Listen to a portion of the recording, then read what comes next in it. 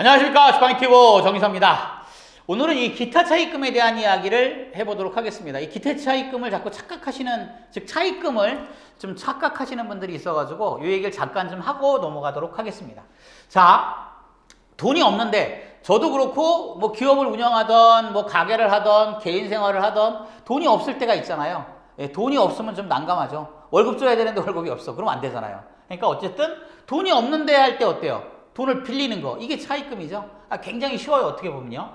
돈을 써야 하는데 기관에 돈이 없으면 돈을 어딘가에 가지고 올 때, 이제 대표님이 내가 대표님이 개인적으로 돈이 많으시면 갖다가 넣으면 되잖아요. 예. 이럴 때도 어쨌든 돈이 외부로 들어오는 거니까. 그럼 이걸 차입금이라고 하느냐? 차입금이라고는 안 봅니다, 여기서는. 예. 그래서 어쨌든 돈을 빌려야 할 때, 돈이 즉 기관 입장에서만 보고 대표님과 기관이 구분돼야 돼요.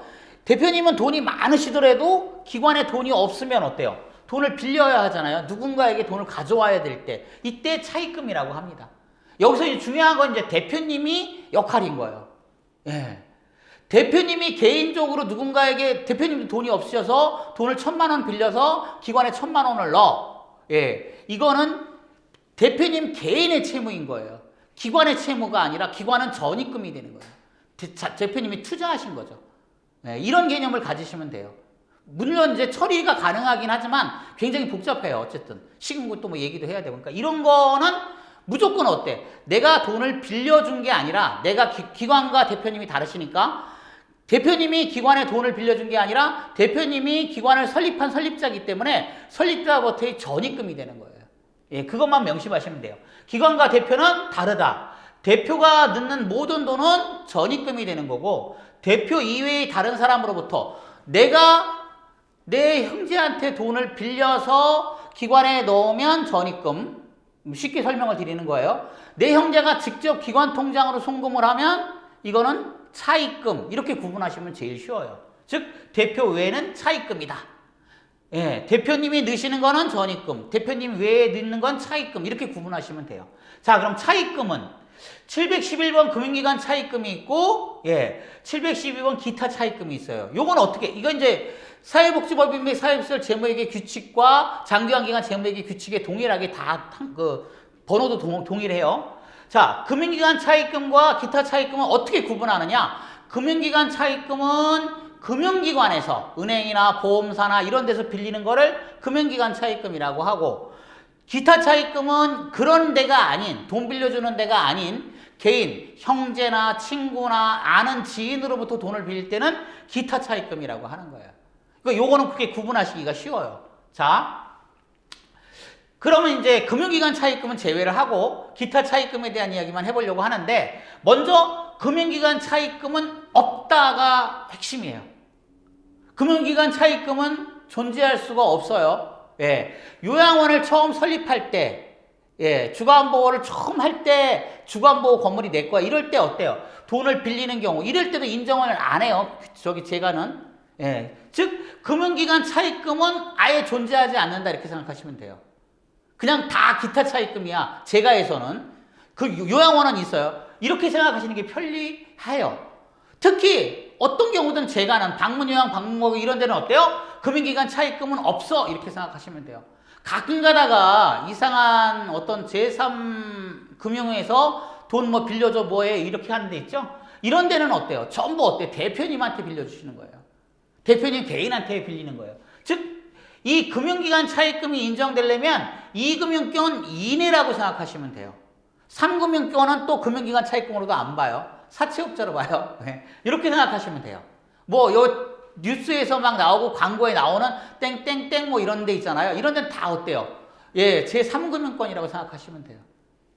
2금융권은 뭐 땡땡은행, 땡땡 무슨 뭐 이런데, 지금 큰데 이런 데는 2금융권, 그건 금융기관 차입금이 되고, 그 다음에 뭐 이렇게 사채업자 이런 분들은 전부 제2금융권이라고 생각하세요. 3금융권이라고 생각하시면 돼요. 따라서 제가는 어떤 경우도 금융기관 차입금이 없다라고 이해하시는 게 편합니다. 이걸 금융기관 차입금으로 착각하시면 곤란해요. 자, 그러면 전부 기타 차입금이에요. 웬만해서는. 그리고 요양원이라고 하더라도 그 지인이나 형제나 이런 데서 돈 빌리는 거, 즉 사적인 데서 빌리는 건 전부 기타 차입금입니다. 자, 빌린 돈이어야 한다가 핵심이에요. 예. 대표님이 아까도 얘기했지만 형제분한테 돈을 빌려서 내 개인적으로 빌려서 내가 넣는 거는 전입금이라고 생각하시면 되고, 형제분이 직접 기관으로 돈을 넣는 거는 빌린 돈인 거예요. 예, 이렇게 구분하시면 돼요. 이제 설명하기 위해 제가 계속 이렇게 예를 드는데, 자, 남에게여야 되는 거예요. 남에게. 설립자가 꿔줘, 이거는 아닌 거예요. 전입이 되는 거예요. 설립자가 돈을 넣어, 이거는 어때? 꿔준다는 개념이 아니라 돈을 넣는다, 투자한다, 이런 개념인 거예요. 그래서 전입금 개념이 되는 거예요. 이래서 전입금과 구분이 돼야 된다. 이 기타 차입금은 원래는 단기가 원칙이에요. 단기가. 예, 장기는 아니에요. 단기가 원칙이다. 원래는 1-2개월, 1개월 이내로 돼 있는 거예요. 이게 이제 금방 단기 일시적으로 돈이 부족하니까 일시적으로 빌렸다가 일시적으로 줘, 이런 개념인 거예요. 예, 이걸 뭐 빌렸다가 내년에 갚어, 이건 아니에요. 예, 이거는 예산회계라든가 이쪽 비용회계에서 맞지가 않아요. 예, 그렇게 생각하시면 그건 굉장히 곤란하고, 적어도 회계년도 내에는 상환 계획이 있어야 된다는 거예요. 임시적. 왜냐하면 그렇게 예산이 편성이 안 돼요. 처음 예산을 편성할 때 나는 얼마를 가지고 얼마 쓸 거야 라고 해서 시군구에 보고를 하고 허가를 얻고 승인을 얻고 이 일을 시작하는 거란 말이에요.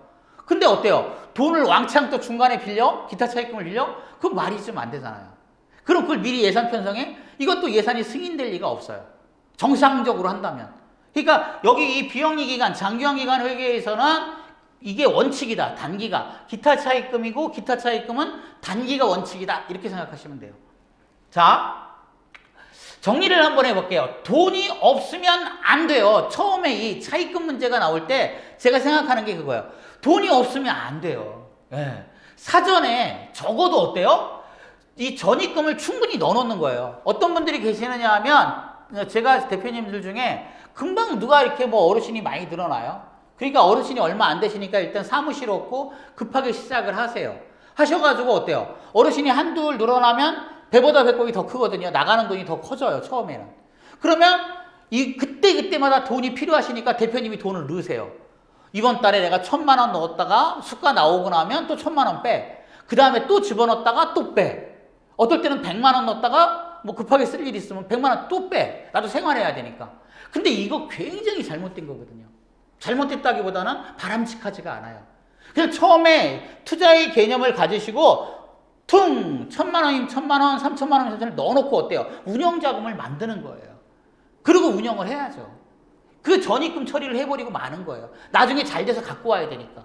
이 그때 넣었다 뺐다 이게 지저분하기도 하고 바람직하지는 않습니다.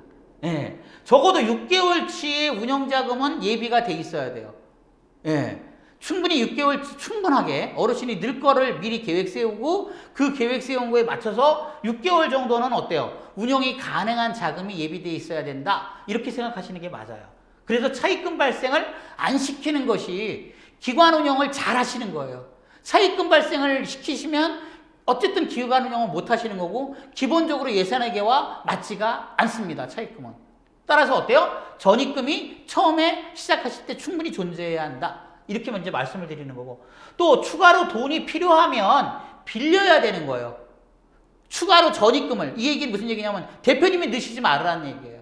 빌리시라고요. 형제분한테도 어때요? 나 돈 좀 빌려줘. 그리고 어때? 계좌 빌려줄게. 얼마나? 100만 원. 그럼 어때요? 내 계좌를 불러주지 말고 내 계좌 불러서 나한테 받고 내가 이렇게 넣고 이렇게 하지 마시고, 예, 똑같잖아요. 내 계좌잖아요. 어차피 기관 계좌도 기관 계좌 불러주시고 기관으로 입금시키고 기타 차입금 처리를 하시는 게 맞아요. 예, 이런 식으로 하시라는 거예요. 즉 빌려라 돈을. 그래야 차입금이 올바르게 된다.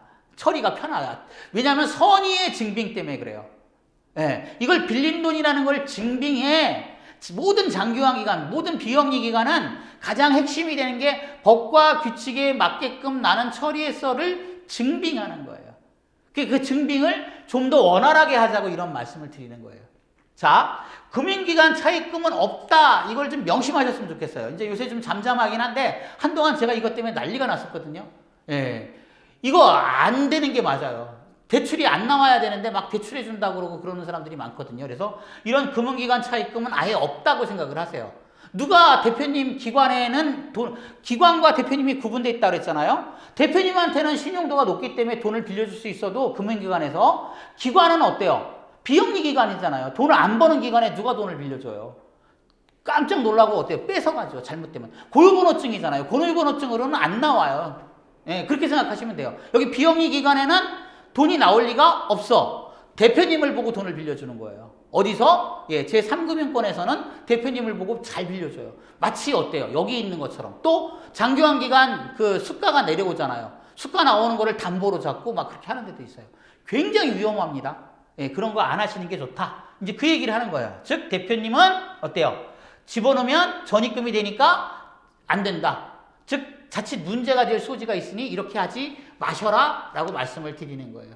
자, 오늘 이제 기타 차입금에 대해서 잠시 이제 전반적으로 한번 이야기를 해봤습니다. 감사합니다.